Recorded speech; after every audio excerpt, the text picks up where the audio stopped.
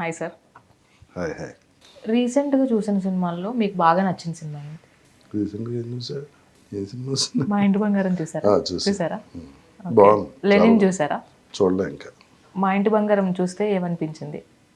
అంటే అదే different screen play కదా, ఎక్స్పెక్ట్ చేయరు ఒక ఇంట్లో అంత ఆ క్యారెక్టర్ని అలా స్లోగా రివీల్ చేయటం, అదే అమ్మాయి అవటం, అవన్నీ అది ఇమేజ్ ఉన్న హీరోయిన్ అవటం అన్నీ కలిసి వచ్చినాయి. ఇలా ఆర్టిస్టులు ఒక మళ్ళీ అంటే ఒక లైనప్లో ఉన్నప్పుడు మళ్ళీ ఒక బ్రేక్ తీసుకోవడం, మళ్ళీ రావడం, మళ్ళీ బ్రేక్ తీసుకోవడం, ఇది ఎంతవరకు ఆర్టిస్ట్కి సేఫ్ ఉంటుంది అండ్ నెక్స్ట్ కెరియర్కి ఉపయోగపడుతుంది? లెక్కలే ఉండవు ఇక్కడ. కంటెంట్ బాగుందా, 50 ఏళ్ళ తర్వాత వచ్చిన సినిమా సూపర్ హిట్ అవుతుంది. ఓకే. స్వామిరాజులు గారు అంతకుముందు చాలా చిన్న చిన్న వేషాలు వేశారు. శంకరవరణం తర్వాతే కదా ఆయన స్టార్ అయింది. అందుకని age gap length face value అనేది ఎప్పుడైనా ఉంటుందా సార్? ఎప్పుడైనా ఉండదు, సినిమా ఆడితేనే ఉంటుంది. సినిమా ఇక్కడ సక్సెస్ ఇంకా ఏది దేనికి ఏం మాట్లాడటం లేదు. ఎవ్రీ ఫ్రైడే జాతకాలు మారిపోతుంటాయి. అవును. ఇదివరకు 100 రోజులు 150 రోజులు ఫంక్షన్లు చేసుకునేవాళ్ళు కదా. సో ఇప్పుడు అవి చేసుకోవడానికి ఓటీటీ కారణం అన్నారు. బట్ ఓటీటీ కారణం కాదు, దానికి నెంబర్ ఆఫ్ థియేటర్స్ రిలీజ్ చేస్తున్నారు 10 సినిమాలు. అది ఒక 1 వీక్ కలెక్షనే సినిమా అంటే, ఆ తర్వాత ఏమి ఉండదు. నచ్చిన హీరో ఎవరు సార్? చిరంజీవి గారు. పర్సనాలిటీ కాకుండా యాక్టింగ్ పరంగా కూడా చిరంజీవి. ఆయన చూసే కదా వచ్చింది ఇండస్ట్రీకి. ఓకే. నచ్చిన ఎక్కువగా ఇష్టపడి తినే ఫుడ్ ఏంటి? అన్నీ. ఎక్కువ ఇష్టమైన ఫుడ్? నేను చూస్తే ఇట్లా ఏది కనిపిస్తే అది తింటా. అయ్యో, అన్నీ ఇష్టమే. నచ్చిన జోనర్ ఏంటి మూవీస్లో? Suspense thriller. Suspense thriller plus comedy కూడా ఇష్టం. ఓకే. బట్ చాలా తక్కువ సెలెక్ట్ చేసుకుంటారు, అది ఎందుకని? ఏది? Comedy genres. Comedy genre general genre, అది కరెక్ట్గా చేస్తే అసలు సినిమా ఎర్రది చేస్తుంది. ఇప్పుడు ఉన్న టెన్షన్లో అందరికీ ఎంటర్టైన్మెంటే కదా. అవును. అండ్ నచ్చిన హీరోయిన్ ఎవరు? సౌందర్య. సౌందర్య గారు. సౌందర్య గారు తర్వాత అలాంటి హీరోయిన్ రాలేకపోవడానికి ఏంటంటారు రీజన్? ఒకళ్ళ తర్వాత అలాంటి వాళ్ళు మళ్ళీ రారుగా, ఎవరి గాడిలో ఉంటారు. లైక్ అంటే అంత ఫేమ్ కానీ అలాంటి స్టోరీ సెలెక్షన్ చాలా మంది వచ్చారు. సో ఈ మధ్యన వచ్చే హీరోయిన్స్ ఎవరు ఫేవరెట్? సమంత గారు బాగా చేస్తారు. సమంత. నచ్చిన కమీడియన్ ఎవరు? సత్య. సత్య. త్రివిక్రమ్ గారితో మీ జర్నీ? ఏం లేదు. ఆయన సినిమాలో యాక్చువల్. ఎందుకని త్రివిక్రమ్ గారితో? అంటే ఆయన అడగలేదు. ఆయన అడగలేదు. ఎప్పుడైనా అనుకున్నారా యాక్ట్ చేయాలి? అనుకోలే. రవితేజ గారిని చూస్తే ఫస్ట్ గుర్తొచ్చేది ఏంటి? ఎనర్జీ. ఓకే. సో ఆయన ఇప్పటికీ అంత ఎనర్జీగా ఉంటారు కదా. సో ఎలా అసలు ఆయనకి ఎలా పాసిబుల్ అవుతుంది? ఆయన డైట్ అనుకుంటా. కాల్ చేస్తారా? చిన్నప్పటి నుంచి అదే ఎనర్జీతో ఉంటారు. మీరు ఎప్పుడైనా డైట్ చేయాలన్న ఆలోచన వచ్చిందా? చాలాసార్లు చేసా, చాలాసార్లు మళ్ళీ డబుల్ అయ్యా. ఓ, డైట్ చేసి డబుల్ అయ్యారా? 8 కేజీలు తగ్గి 16 కేజీలు పెరిగి. ఎందుకని ఆపేశారు మరి డైట్? మనకి ఫుడ్ ఇష్టం కదా, మళ్ళీ కంట్రోల్ చేసుకోలేరు. మళ్ళీ పుడతా ఏంటని తినేస్తుంటా. ఓకే. అదే ఇష్టంగా ఫస్ట్ డైట్ ఆపేసిన తర్వాత అబ్బా ఇది చాలా మిస్ అయిపోయినని తిన్న ఫుడ్ ఏంటి? బిర్యానీ ఉంటుంది. బిర్యానీ. ఓకే. చిరంజీవి గారు చేతి వంట ఎప్పుడైనా తిన్నారా? తిండే. సో ఆయన ఎక్కువగా వంట చేస్తారు అని రీసెంట్గా సోషల్ మీడియా స్టార్ట్ అయిన తర్వాత తెలిసింది. సో నిజంగా చేస్తారు ఆయన? బాగా చేస్తారు. బాగా చేస్తారు. మరి తినలేదన్నారు కదా? అవును, ఇంటికి పిలిచి వంట పెడతారే అంటే. ఎస్. ఇప్పుడు మెగా ఫ్యామిలీలో తర్వాత చూసుకున్నట్లయితే రామ్ చరణ్ గారు. సో ఆయన ఎలా ఉంటారు అసలు? చరణ్ అంటే నాకు పిచ్చి, చిన్నప్పటి నుంచి బాగా అలవాటు. ఓకే. చాలా ఇష్టం. మీరు చిన్నప్పటి నుంచి చూసారు కాబట్టి చరణ్ గారిలో చేంజెస్ ఏమైనా? ఏం లేదు, ఫస్ట్ నుంచి కూడా అలాగే ఉంటారు. ఓకే. ఇప్పుడు ఇంత గ్లోబల్ స్టార్ అయిన తర్వాత కూడా చాలా మంది పొగరు కానీ అలా వస్తుంది కదా. సో ఆయన రిసీవింగ్ ఎలా ఉంటుంది? చాలా ఇదివరకు కన్నా బాగుంటుంది. రీసెంట్గా సుష్మిత గారు కూడా ప్రొడక్షన్ హౌస్ స్టార్ట్ చేశారు. స్టార్టింగే ఒక బ్లాక్ బస్టర్ అందుకున్నారు. స్టార్టింగ్ అంటే అంతకుముందు కూడా బాగానే ఆడే, బట్ మనశంకర్ సేనాపతి చేశారు. అవునవును. ఆ ప్రొడక్షన్ హౌస్లో ఒక బిగ్ సినిమా అంటే మనశంకర్ వరప్రసాద్ గారు. సో ఇలా అంటే చిరంజీవి గారి ఫ్యామిలీ నుంచి ఒక ఆర్టిస్ట్ వస్తున్నారంటే ఒక హోప్ ఉంటుంది, ఒక నమ్మకం ఉంటుంది. సో అలా దానికి చిరంజీవి గారి గైడెన్స్ ప్రతి ఒక్కరికి ఉంటుందా ఫ్యామిలీలో? 100% ఉంటుంది. ఓకే. ఇంకా చిరంజీవి గారి ఫ్యామిలీ ఆయన తెలియకుండా ఎలా ఉంటుంది, ఆయన అడగకుండా ఎందుకుంటారు? మరి పాలిటిక్స్లో చిరంజీవి గారు వచ్చారు, మళ్ళీ వెనక్కి తిరిగి వెళ్ళిపోయారు, దానికి రీజన్ ఏంటి? ఏమడలేక, ఎంత గొప్పగా ఉంటాయని తెలియక. సో అంటే ఒక పీక్ స్టేజ్లో ఉన్నప్పుడు ఆయన పాలిటిక్స్కి వెళ్ళడం జరిగింది కదా, అప్పుడు ఆయన ఎలా మేనేజ్ చేసుకున్నారు అటు ఇటు? కానీ నేను అప్పుడు లేను కూడా. లేరు. పాలిటిక్స్లో ఉన్నోళ్ళు నేను అసలు. ఓకే, తర్వాత వెళ్ళారు మీరు. ఉమ్. ఓకే. రవితేజ గారు ఉన్నప్పుడు అంటే ఇప్పుడు రవితేజ గారి సినిమాలు చూసుకున్నట్లయితే మొత్తం అన్ని కూడా ఒక మంచి హిట్ రాలేదని ఫ్యాన్స్ అందరూ కూడా వెయిట్ చేస్తున్నారు. బట్ వై, ఎందుకని ఆయన కెరీర్ ఇంత డల్ అయిందంటే ఏం చెప్తారు? ఇప్పుడు నేను కాదు కదా డేట్లు చూసేది. బట్ మీరు లేకపోయినా కానీ, డేట్లు చూడకపోయినా కానీ ఆయనతో పరిచయం ఉంటుంది కదా. అంటే అన్నీ కూర్చుని అనాలిసిస్ ఇంత సగం అయిపోయాడు, ఆడింతకు సూపర్ హిట్ అయ్యాడని రాసుకుంటూ కూర్చుంటారా. బట్ అంటే ఎందుకని ఒక మంచి హీరో కూడా ఒక మంచి హిట్ పడాలంటే ఇంత టైం టేకన్ ప్రాసెస్ ఎందుకు పడుతుంది అనేది ఇండస్ట్రీలో? అలాగే ఉండదు. ఇప్పుడు మనకు నచ్చి చేస్తాం, అది జనానికి ఐడియా నచ్చకపోవచ్చు అంతే. అదే సూపర్ హిట్ ఇచ్చిన ఆర్టిస్ట్, అదే సూపర్ ఇచ్చిన డైరెక్టరే ఉంటారు. కానీ వాళ్ళు తీసుకున్న ఐడియా జనానికి నచ్చదు అంతే. సినిమా ఆడటానికి ఆడకపోవటం, జనానికి ఒక వరుస 2-3 సినిమాలు పోతే మనకు కన్ఫ్యూజన్ వస్తుంది. ఇప్పుడు జనం ఏం చేస్తా చూస్తారన్న కన్ఫ్యూజన్ ఒకటి ఉంటుంది. అండ్ ఇప్పుడు ఆల్రెడీ ప్యారడైజ్లో మీరు చేస్తున్నారు ఒక మంచి క్యారెక్టర్, ఎప్పుడు చూడండి. బట్ వైల్డ్లో కూడా చూసుకున్నట్లయితే చాలా డిఫరెంట్గా ఉంది. సో ఏది మీకు వెయిటేజ్ ఎక్కువ ఉంది అనిపిస్తే అంటే పెద్ద హీరో సినిమా ఎప్పుడు మనకి మైలేజ్ ఎక్కువ ఉంటుంది. ఎందుకంటే నెంబర్ ఆఫ్ ఆడియన్స్ చూస్తారు కాబట్టి రికగ్నైజేషన్ వస్తుంది. ఆర్టిస్ట్ కావాల్సింది ఓన్లీ రికగ్నైజేషన్. వైల్డ్ అంత మంది చూస్తారని నేను అనుకోవట్లేదు. ఓకే. అంటే నాది మెయిన్ క్యారెక్టర్ ఉన్నప్పుడు అంత అంటే రేపు ఓటీటీలోకి వచ్చే సినిమా బాగుందంటే చూసి ఛాన్స్ ఉంటుంది. కానీ అండ్ మీరు పోస్టర్ రిలీజ్ చేశారు, మీరు మెయిన్ లీడ్ అనగానే కొన్ని హోప్స్ ఉంటాయి. బట్ ఇప్పుడు మెయిన్ లీడ్తో పాటు ఇంకా సినిమా బాగుంటుంది, సినిమా అయితే ఖచ్చితంగా బాగుంటుంది. బట్ అంత రీచ్ అవుతుంది అని మీరు అనుకోవట్లేదు? ఎందుకు అవుతుంది? ఇప్పుడు పెద్ద హీరో సినిమా రీచ్ అయినంత అవ్వదు కదా. అది క్లారిటీ ఉంది ప్రొడ్యూసర్ కూడా మాకు ఉంది. అందుకని ఎంత బడ్జెట్లో చేయాలన్నది ప్లాన్ చేసుకుని చేస్తాం. నెక్స్ట్ ఇంకా ప్రాజెక్ట్స్ ఏమన్నాయి? అలాగే ఒక డాగ్ మెయిన్ క్యారెక్టర్తో కథ చెప్పారు, అది చాలా బాగుంది. అది కూడా స్టార్ట్ చేయాలి. నవీన్ చంద్ర గారితో కూడా, నవీన్ చంద్ర స్టోరీస్ కూడా మీరే సెలెక్ట్ చేస్తారని అంటారు. సెలెక్ట్ చేయమమ్మా, వింటాం. ఇప్పుడు ఆ హీరో షూటింగ్లో ఉంటారు, 2-3 ఫోన్ చేసి అడుగుతారు, సరే ఒకసారి రాజా గారు చెప్పండి పాయింట్ బాగుంటుంది వింటాను అంటారు. విన్నప్పుడు ఇంట్రెస్టింగ్గా ఉంటే బాగుంది అని అంటే ఆయన ఖాళీగా ఎప్పుడు ఉంటే అప్పుడు అంటారు. 10 వింటే 2-3 అక్కడికి వెళ్తాయి అంతే. నేను ఖాళీగా ఉండటం వల్ల వింటాను తప్ప ఒకసారి నేను షూటింగ్లో ఉంటే డైరెక్ట్గా ఆయనే నేస్తారు. హీరోయిన్స్కి ఎందుకని మీరు మేనేజర్గా వర్క్ చేయలేదు? మోస్ట్లీ అందరూ హీరోసే అనుకుంటా కదా. అవును. వై, ఎందుకని రీజన్? ఎవరు అడగలే. అంటే అడగడం అంటే అడగలు కదా, నా డేట్లు చూసి పెడతారని అడగలు కదా. లేకపోతే మనం ఇంటికి వెళ్ళి మేడం నేను రెడీ అంటారా ఏంటి? ఆ డేట్ మేనేజ్మెంట్ అనేది చాలా కష్టం కదా. ఏం కాదు, అంటే వాళ్ళకి ఒకేసారి 2-3 సినిమా స్టోరీస్ రావచ్చు, ఒక్కోసారి పీక్ స్టేజ్ రావచ్చు. మరి అవి మేనేజ్ చేయడం అంటే వాళ్ళ పర్సనల్ లైఫ్ లోకి కాస్త టైం ఇవ్వాలి, దీనికి ప్రొఫెషనల్ లైఫ్ కి ఇవ్వాలి. ఒక ఫీజు కట్టి 3 నెలలు వస్తే నీకు ట్రైనింగ్ ఇస్తాను. ట్రైనింగ్ గా జాయిన్ అవుతాను. మీరు ఏమన్నా చేయలేకపోయిన పనులు ఉంటే నాకు చెప్పండి, నేను చేస్తాను. ఓకేనా? ఫీజు అయితే కట్టను నేను. సత్రం ఏంటి అన్నదానం చేయటం. సార్ ఎందుకు సార్ మీరు యాక్టింగ్ స్కూల్స్ లాంటివి కానీ ఇలాంటివి కానీ పెట్టుకోలేదు? ఒళ్ళు బతుకు, నేను అంత కష్టపడలేదు. ఎందుకని? ఎందుకనంటే ఎన్ని పెట్టాలి, ఇంకా ఎన్ని పెట్టారు సార్ ఇప్పుడు వరకు? ఓ పక్క ఢిల్లీ వస్తుంది, ఓ పక్క యాక్ట్ చేస్తున్నాను, ఓ పక్క ఏమో ప్రొడక్షన్ చేస్తున్నాను, ఇంకేం చేయాలి? ప్రొడక్షన్ హౌస్లో అంటే ఒక మంచి సినిమా ఒక మంచి హీరోతో తీయాలి అనేది ఒక అసలు అటువంటి కోరికలు ఏం లేదు. అది అలా రన్ అవుతే చాలు. అసలు ప్రొడక్షన్ డబ్బులు పెట్టి ప్రొడక్షన్ కాదు, వద్దు అస్సలు. పర్యవేక్షణ ఓకే. ఎందుకని ఎక్స్పీరియన్స్ అలా చెప్పింది. ఎందుకు ఈ వయసులో డబ్బులు పోతే మళ్ళీ సంపాదించే వయసు కూడా లేదు, తిట్లు తినాలి. ఇంట్లో వాళ్ళు తిట్టిన ఉందా? ఎందుకు ఇలా చేసావు? బాగా ఎక్కువగా మీరు చేసిన పనికి ఇరిటేట్ అయింది ఏంటి? నేనేం చేసిన ఇంట్లో తెలియదు, అది మెయిన్. ప్రొఫెషనల్గా కాకుండా ఇంకా అంటే ప్రొఫెషనల్గా కూడా మీరు చేసుకున్నప్పుడు వాళ్ళు ఇదవుతున్నారు తెలియదు అసలు. ఆయనకి తెలియదు. సినిమా చూసి ఫోన్ చేస్తుంటారు పిల్లలు, అదేంటి ఈ సినిమాలో ఉన్నానని చెప్పలేదు, నువ్వు ఆ సినిమాకి వెళ్తాను నాకెందుకు చెప్పలేదు. ఇండస్ట్రీలో ఎక్కువ రోజులు ట్రావెల్ అవ్వాలంటే ఉండాల్సిన లక్షణాలు ఏంటి? ఇక్కడే ఉండాలి,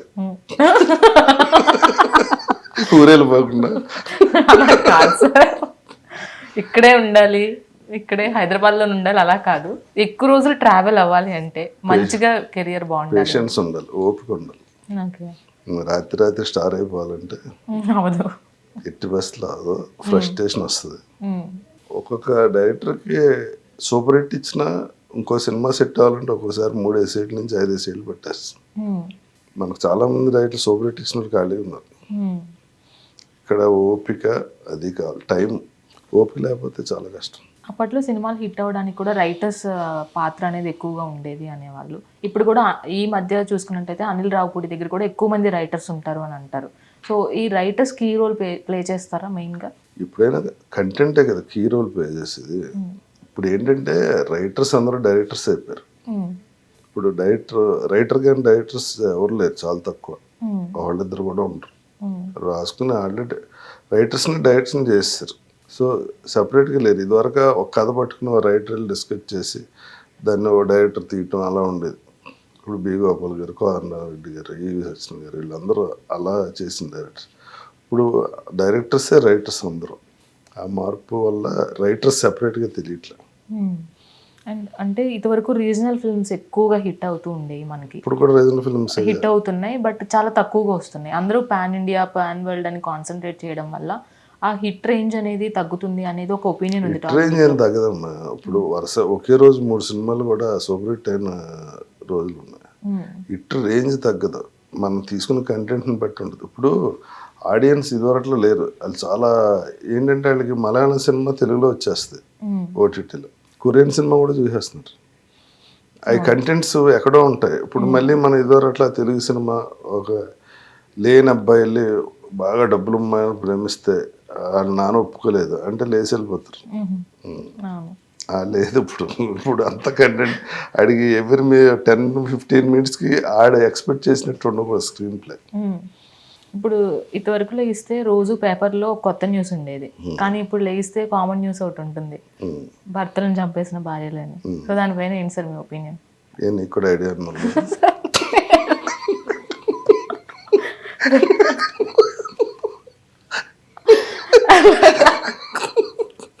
అంటే ఏదో ఒక న్యూస్ వింటాం కదా, ప్రాపర్టీస్ యూస్ చేస్తున్నారు.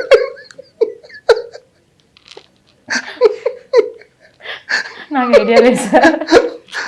ఇంకా ఊళ్ళో ఉన్న గొడవలన్నీ నాకేనా? ఇక్కడ ఎలా అయింది నీ ఒపీనియన్? ఇక్కడ ఎలా అయింది నీ ఒపీనియన్ చెప్పండి. అంటే రిలేషన్షిప్స్ పైన ఒపీనియన్ చెప్పండి. రిలేషన్షిప్స్ ఇప్పుడు అన్ని జెన్జీ బ్యాచ్ లో మొత్తం మొన్న ఒక ఆర్టికల్ చదివా, 70,000 మంది హైదరాబాద్ సిటీలో లివింగ్ టుగెదర్ కాన్సెప్ట్లో ఉంటున్నారు. ఇప్పుడున్న వీళ్ళకి ఏంటంటే రెస్పాన్సిబిలిటీ తీసుకోవటం ఇష్టం ఉండదు మెయిన్. ఇప్పుడున్న ఇందాక మనం అనుకున్నాం కదా రెంట్ ఎంత ఉంటుంది, హాస్పిటల్ ఖర్చులు ఎంత ఉంటున్నాయి. వీళ్ళకి ఏంటంటే ఆ రీల్స్లో చూసి రాత్రి రిచ్ అయిపోవాలి, ఏదో ఒక తెలియని రష్ ఉంటుంది మనిషిలో. దాంట్లో ఏంటంటే ఇంతమంది పోలీస్ వ్యవస్థ ఉంటుంది, మనం ఏం తప్పు చేసినా జీవితం సంకనాగిపోతుందని తెలిసి కూడా ఇటువంటి పెద్ద పెద్ద క్రైమ్లు చేస్తున్నారు. ఇప్పుడు ఏమైంది, లైఫ్ లాంగ్ జైల్లో ఉండాలి అందరూ. ఏంటంటే ఇక్కడ పాముకునేది ఆడెవడో మొన్న పోలీస్ అని చెప్పారు, ఒక పెద్ద ఆవిడ ఎవరో, నేను ఒక్కదాన్నే ఉంటున్నాను నాకు అంటే ఆవిడకన్నా 10-15 ఏళ్ళు చిన్న అతను పెళ్లి చేసుకున్నాడు. పెళ్లి చేసుకున్నాక ఒక 1 ఇయర్కో 2 ఇయర్కో ఆవిడని చంపేశాడు ఆస్తి కోసం. పోలీసులు అడిగండి ఎందుకు 4-5 ఏళ్ళు పోతే ఆవిడ చచ్చిపోద్ది కదా, ఇప్పుడు చంపేసి నువ్వు జైలుకి వెళ్ళి ఇవన్నీ ఆడికి రష్ ఇమీడియట్ గా ఒక 4-5 ఏళ్ళు. కానీ క్రైమ్ చేసిన వెంటనే దొరికిపోతున్నారు అంటే ఈజీ కదా. ఇప్పుడు క్రైమ్ అంతా సైంటిఫిక్ ఇదివరట్లా కాదు కదా, చాలా ఈజీ దొరికేస్తారు. ఫోన్లు ఉన్నాయి, మొత్తం ఏ రోడ్డుకి వెళ్ళినా కెమెరాలు ఉంటాయి, సీసీ కెమెరాలు. ఎంత చిన్న క్రైమ్ చేసినా ఇమీడియట్గా దొరికేస్తారు, ఆ జీవితాంతం జైల్లో ఉంటారు. అది చాలా పెద్ద. తెలియని స్టోరీస్ కూడా చాలా ఉంటాయి కదా, అలాంటి స్టోరీస్ అయినా సినిమా తీయాలనిపిస్తుందా మీకు? నాకు ఇలాంటి పిల్లలు చంపేసి మూలు చంపేసి అటువంటి ఇప్పుడు అయ్యే అయితే ఎలా చంపాలి మళ్ళీ కొత్తగా చూపించాలండి. ఒకవేళ డైరెక్షన్ చేయాలి క్రైమ్ స్టోరీస్ కదా, ఇప్పుడు అవే కదా సార్ తెల్లారులే. ఇప్పుడు ఈవిడ క్రైమ్ డిపార్ట్మెంట్లో వేసేయండి సార్. Note this point. ఒకవేళ డైరెక్ట్ చేస్తే ఎలాంటి స్టోరీ తీసుకుంటారు మీరు? సస్పెన్స్ థ్రిల్లర్ ఇష్టం. సస్పెన్స్ థ్రిల్లర్ అది కూడా క్రైమ్ తోనే కదా ఉంది. సస్పెన్స్ థ్రిల్లర్ వేరు, క్రైమ్ వేరు. క్రైమ్ చేస్తేనే కదా క్రైమ్ థ్రిల్లర్ వేరు. ఇప్పుడు మైండ్ బంగారం ఏంటి, క్రైమా కాదు. ఏంటి మరి సస్పెన్స్ థ్రిల్లర్ Yes, అంటే అవును. తేడా. స్టోరీ ఉందా సార్? స్టోరీస్ ఏమైనా ఉన్నాయా మీ దగ్గర? నేను చాలాసార్లు రాద్దామని ఒక పుస్తకాలు చింపేశాను కానీ ఏం రాయలేదు. రావట్లేదా సార్? అందుకని ఎవరన్నా కథ చెప్తే నచ్చితే వాళ్ళు బట్టి మళ్ళీ డైరెక్ట్ చేస్తారు. నెక్స్ట్ సినిమా చేసుకోరు, నేను ఈ సినిమా చేస్తాను. చింపేసిన వాటిలో ఎన్ని కథలు ఉన్నాయి? అవి కథలు కదా, ఆల్రెడీ చూసేసినవి రాసుకుని చూసి ఎలా తీస్తారు సార్ మళ్ళీ? ఊరికి అందులో ఏదో కొత్త తెద్దాం. ఇప్పుడు అలా చాలా స్టోరీస్ వస్తున్నాయి కదా. అన్ని కాపీలేగా. నిజంగా ఉంది కదా సార్ ఆ కాపీ పేస్ట్ అనే కాన్సెప్ట్ టాలీవుడ్ లో? కొరియన్ సినిమా చూసి హీరోయిన్ చేస్తే కథ మార్చేస్తే అయిపోతుంది సినిమా. అవి హిట్ అయిన సినిమాలు కూడా ఉన్నాయి కదా సార్. ఉంటాయి. బట్ అదే ఆ కాన్సెప్ట్ అనేది ఇప్పుడు టాలీవుడ్ లో ఉందనేది నిజంగా ఇప్పుడు అనుకుంటున్నారు. ఇప్పుడేంటి ఎప్పుడు ఉంటుంది. అంటే ఒక క్యారెక్టర్ చూసి ఇన్స్పైర్ అయ్యి రాసుకోవడం మామూలే. కథలు ఏవో ఎన్నో ఉండవు, ఒక 7-8 కథలు అటు ఇటు తిప్పి తీస్తుంటారు. మ్యూజిక్ విషయంలో కూడా అదే వస్తుంది ఇప్పుడు. ఏంటి? ఏ పాట వింటుంటే ఎక్కడో విన్నాం ఈ పాట అనిపిస్తుంది. అవును, రాగాలు తక్కువే కదా ఉంటాయి. ఆ రాగం దాటి సాంగ్ చేయడానికి ఉండదు. ఆ రాగం కానీ ఎక్కడో విన్నట్టు ఉంటుంది. మరీ సేమ్ గా ఉండకూడదు కదా సార్. అంటే హడావుడిలో టైం లేక అలా ఇచ్చేస్తారంటారా? ఇల్లు తీసుకుంటారు, ఇంకా షూటింగ్ వెళ్ళిపోవాలి టైం అయిపోయిందని తీసుకుంటారు. ఇంకా ఆప్షన్ లేక. ఓ మ్యూజిక్ డైరెక్టర్ చెప్పాడు రిలీజ్కి ముందు, సార్ ఆ సినిమా రిలీజ్ అవ్వట్లేదు, ఆ సాంగ్ ఇందులో కొట్టేసాను, ఆడొచ్చి ఇప్పుడు నీ సినిమా ఆపేస్తానంటాడు, ఏదో చూసుకోండి.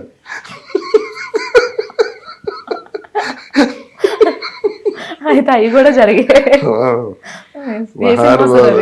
చాలా మంది ఉన్నారు. ఏం సినిమా సార్ అది? ఎందుకు ఇప్పుడు ఆయన పేరు కూడా తెలుసు, చెప్పేసి ఏం చేయాలి నేను. ఇది మరి నాకు మళ్ళీ ఫోన్ చేసి ఏడిసి ఇన్నేళ్ళు మన ఫ్రెండ్షిప్ లో ఇలాగ రా చేస్తాను ఎందుకు వచ్చింది. అలాగే రీసెంట్ గా మీరు ఇంటర్వ్యూ చేసిన వాటిలో విపరీతంగా వైరల్ అయింది బండ్ల గణేష్ గారిది. సో ఆయన ఎవరు కొట్టారు అనేది, కొంతమంది డైరెక్టర్ కొట్టారు, కొంతమంది హీరో కొట్టారు. చాలా సార్లు కలిసాను కానీ అడగలేదు సార్. ఇప్పుడు మీరు చెప్తే నేను తెలుసుకుంటాను. నాకు తెలియదు. మరి మీరు ఆ రోజు అడిగారు కదా, చెప్పలేదా? నేను ఎవరు కొట్టారని అడగల, నిన్ను బాధ పెట్టిన విషయం ఏంటో అని అడిగా. సడన్ గా ఒకసారి చెప్పు తీసి కొట్టాడు ఒక పెద్ద ఆయన అన్నాడు. ఎవరు కొట్టారని నేను అడగల, ఆడికి ఇష్టం లేదు కదా చెప్పడం. మీకు తెలిసే ఉంటది కదా సార్, చెప్పకపోయినా. ఆడే చెప్పినప్పుడు నేను ఎలా చెప్తాను, నాకు రైట్స్ లేవుగా ఆడి మీద. మిమ్మల్ని బాధ పెట్టిన విషయం ఏంటి? ఇదిగో ఇటువంటి చెత్త కోసం అడిగి సార్ అలా కాదు సార్, మీ లైఫ్ లో మొత్తంలో బాధ పెట్టిన విషయం ఏంటి? ఏం లేదు. లేదు, అస్సలు దొరకరు. దొరకటానికి ఏం లేదు, నిజంగా లేదు. ఎక్కువగా హ్యాపీగా ఫీల్ అయింది ఏంటి? రోజు ఎవ్రీ సెకండ్ హ్యాపీగానే ఉంటుంది. అది మీరు యంగ్గా ఉండటానికి రీజన్ కాదు, మా అమ్మ నాన్న జీన్స్. అమ్మా నాన్న ఎక్కువగా ఏమని పిలిచేవాళ్ళు మిమ్మల్ని? రవి అని పిలుస్తారు. రవి పేరు మార్చుకున్నారు కదా మీరు? లేదు, ఎవరు చెప్పారు?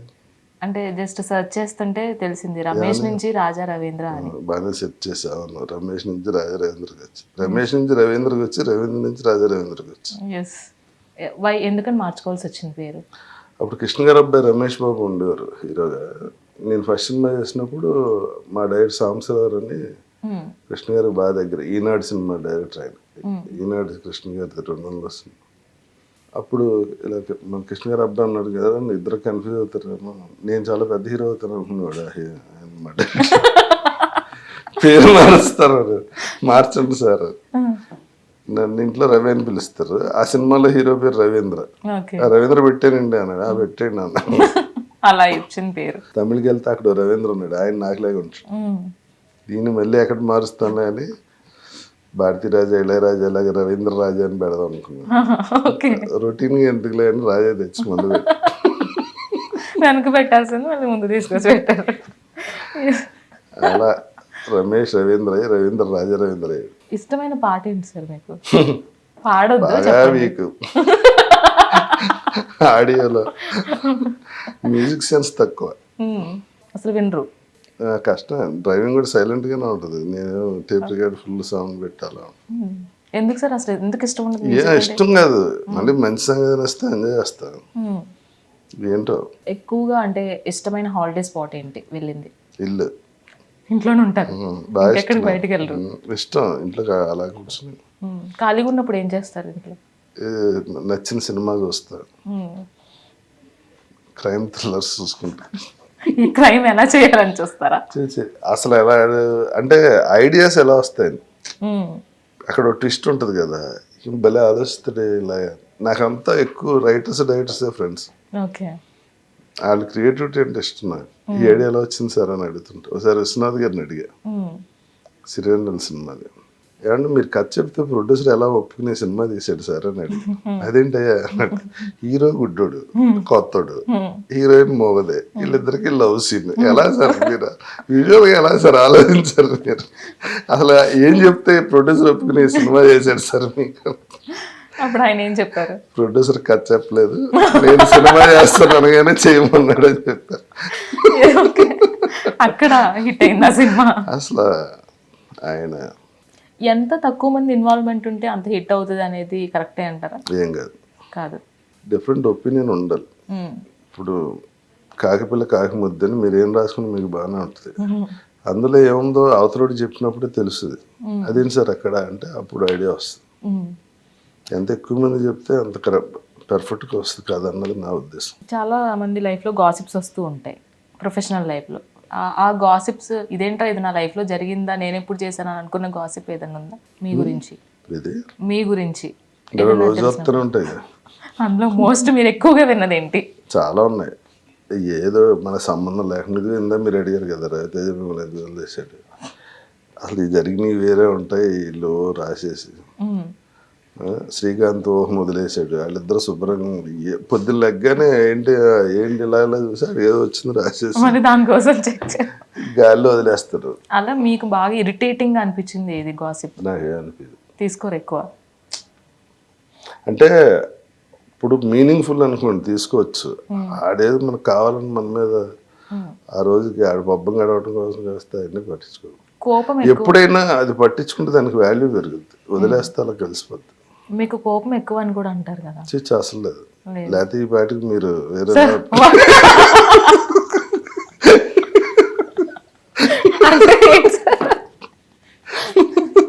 అయితే ఖచ్చితంగా కోపం ఉంది మీకు? లేదు, తెప్పిందని ట్రై చేస్తున్నా. బట్ ఎందుకంటే రాజా రవీంద్ర గారిని చూస్తే ఆయన కోపిష్ట మనిషి, కోపం ఎక్కువ.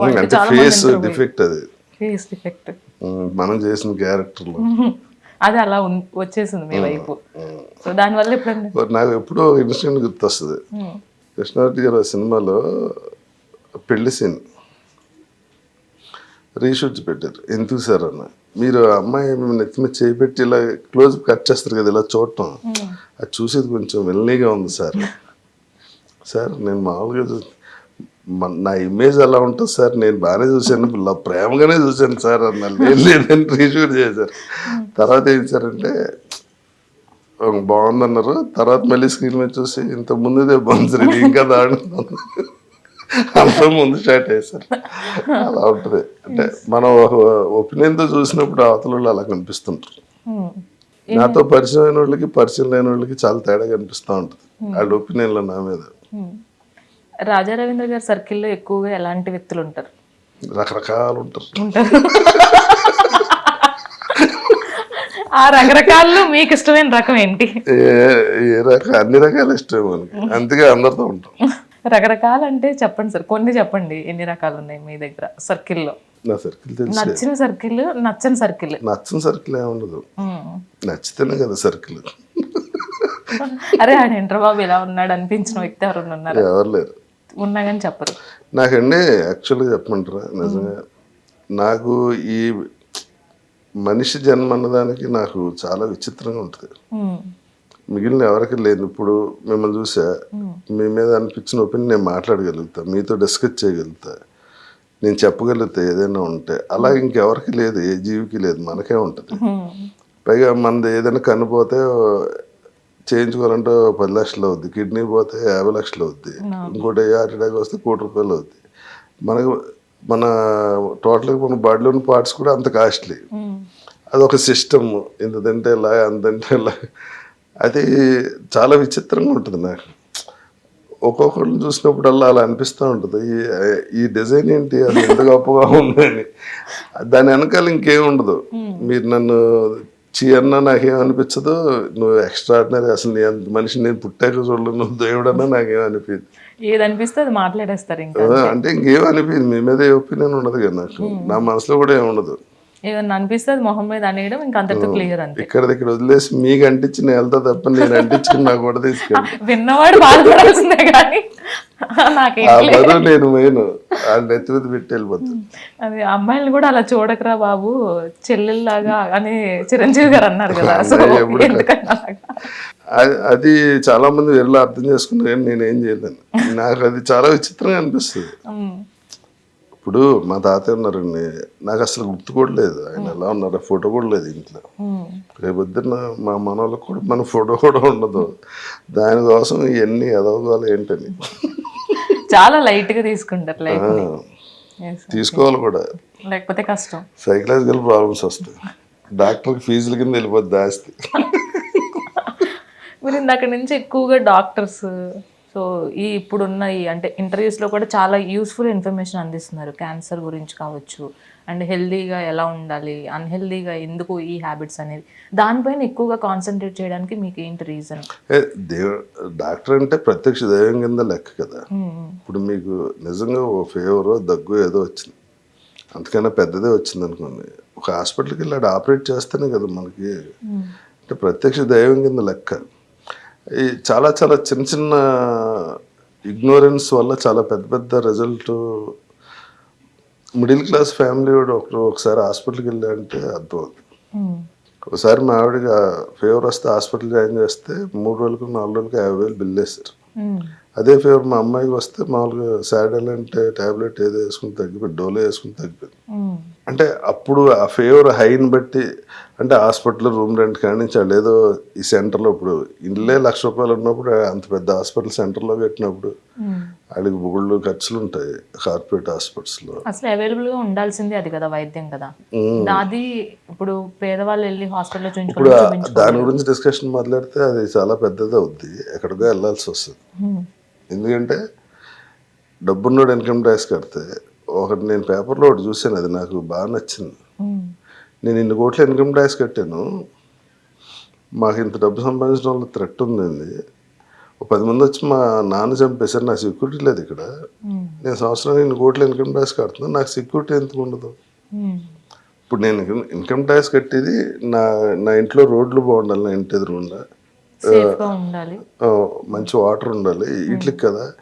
వీళ్ళు ఉచిత పథకాలు అని చెప్పి ఇంట్లో కూర్చోబెట్టి కోట్లు ఖర్చు పెట్టేసి ఓట్ల కోసం, మొత్తం ఈ డబ్బు కట్టే వాళ్ళ జీవితాలకి వాళ్ళకి గ్యారంటీ ఏంటి ఇంత కట్టినందుకు? అది పెద్ద ఇప్పుడు క్వశ్చన్ మార్క్. ఇప్పుడు రోజు నీకు చేప తెచ్చి నువ్వు తిను అంటాం, చేప ఎలా పట్టుకోవాలో నేర్పుతాం. ఒకడు ఏదో ఉచిత బస్సు అంటాడు, ఒకడు ఏదో ఇంకోటి ఉచితం అంటాడు, ఖాళీగా ఉన్న వాళ్ళకి ఎంత ఇస్తానంటారు, లేకపోతే అక్కడ ఇల్లు కడతాంటారు, ఎవరి డబ్బుతో కడతారు? సిస్టమ్ మొత్తం కరప్టెడ్ అని కాదు, సిస్టమే తప్పు అంటున్నాను. తప్పు మొత్తం ఇది కరప్టెడ్ అంటున్నా. ఇప్పుడు లేనోడు చేయూత వచ్చి ఎలా ఇవ్వాలి? ఆడికి పని కల్పించాలి తప్ప, నువ్వు ఇంట్లో కూర్చొని నేను నెలకు 3,000 వేస్తాను అంటే ఆడికి వేరే అలవాట్లు వస్తాయి. ఇప్పుడు అసలు ఎక్కడ పని చేయడానికి మనుషులు దొరకట్లేదు కదా.